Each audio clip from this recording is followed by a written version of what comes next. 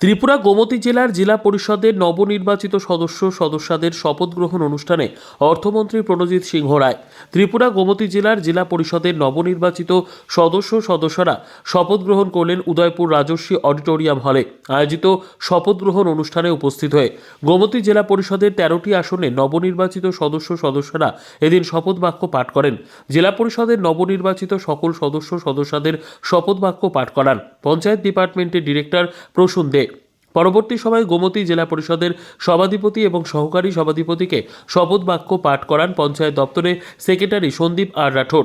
এই শপথ গ্রহণ অনুষ্ঠানে প্রধান অতিথি হিসেবে উপস্থিত ছিলেন ত্রিপুরার অর্থমন্ত্রী প্রণজিৎ সিংহ রায়, বিধায়ক জিতেন্দ্র মজুমদার, বিধায়ক রঞ্জিত দাস, গোমতী জেলার জেলাশাসক ও সমাহর্তা তড়িৎকান্তি চাকমা সহ অন্যান্যরা। শপথ গ্রহণ অনুষ্ঠান শেষে বক্তব্য রাখতে গিয়ে অর্থমন্ত্রী প্রণজিৎ সিংহ রায় বলেন, জনগণের জন্য গোমতী জেলা পরিষদের নবনির্বাচিত সদস্য ও সদস্যগণ কাজ করে যাবেন। সরকারি প্রকল্পগুলি সমাজের সকল স্তরের মানুষের কাছে পৌঁছে দেবার লক্ষ্যে ওনারা কাজ করবেন। যারা দায়িত্ব পেয়েছে, ইনচার্জ, ইনচার্জ, আমাদের সমস্ত অতলের কার্যকর্তাগণ, আমাদের এই পরীক্ষা সদস্যতা অভিযান এটা থেকে আমরা সফল করতে হবে। আমার আশা বিশ্বাস আমার এই গ্রীষ্মপুরের মধ্যে আমার 10টা জিপি আছে। এই জিপি আমাদের সমস্ত জিপি আমাদের দখলে এসেছে এবং সমস্ত বিষয় আমাদের দখলে আসবে। আমাদের এই গত লোকসভা নির্বাচনে এখানে সিপিএম পেয়েছে 5,000 বুথ।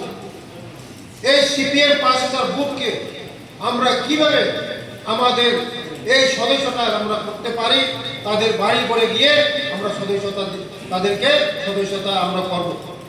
তার জন্য সবাই যে আমাদেরকে টার্গেট দিয়েছে যে আমাদের 20,000 টার্গেট, আমরা 20,000 টার্গেট ক্রস করব। তার জন্য সবাই আমাদের এই কৃষ্ণপুরকে এক ত্রিপুরা শ্রেষ্ঠ ত্রিপুরা, এক ভারত শ্রেষ্ঠ ভারত, এক বিধানসভা শ্রেষ্ঠ কৃষ্ণপুর বিধানসভা আমরা করব।